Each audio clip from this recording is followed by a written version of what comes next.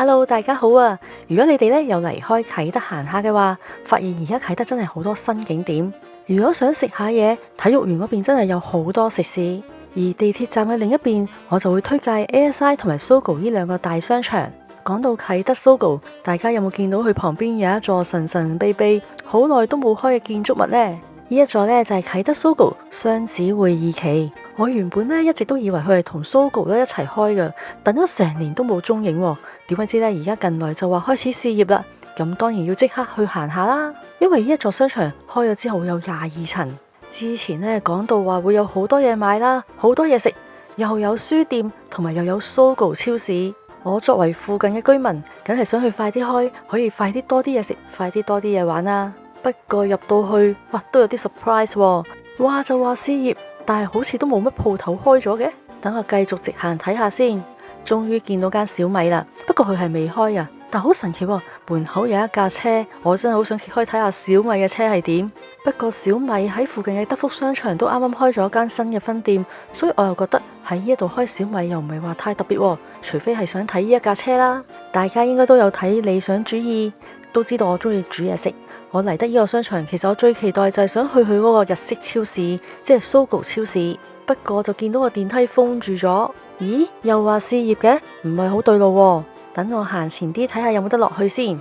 唉，原來封住咗，根本就原來未開，咁就唯有繼續等啦。向前繼續行，就有一間雪糕店同埋瑞幸咖啡。所謂商場試業，第一層就係得咁多啦。坐電梯上一層睇下，哇！上到去全部都係圍晒木板，一間鋪頭都未開嘅。咁我都唔嘥時間向前行啦，我行翻去後邊睇有啲咩鋪頭先。呢一層主要係有個廁所同埋 NSB， 呢一間分店都幾大下。除咗可以喺度睇下衫睇下袋之外，最吸引我嘅地方就係呢度有 NSB Cafe 同埋有花店。我入過去 Cafe 睇過，而家做緊新店優惠，咖啡做緊買一送一。原本我仲諗住戒咖啡噶，睇嚟都要破例一次，約朋友過嚟飲下。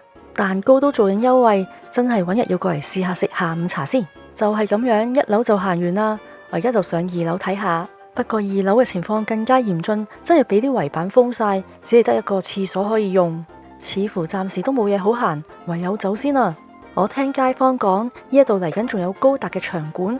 其實我最期待就係食嘢，希望佢快啲開，可以快啲有多啲嘢食，快啲有多啲嘢玩，等我喺屋企附近可以多個新景點啦。最後多謝大家收睇我今次嘅影片。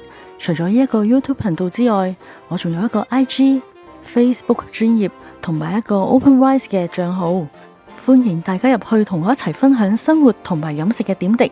咁今日就講到呢一度先，我哋下次再傾啦，拜拜。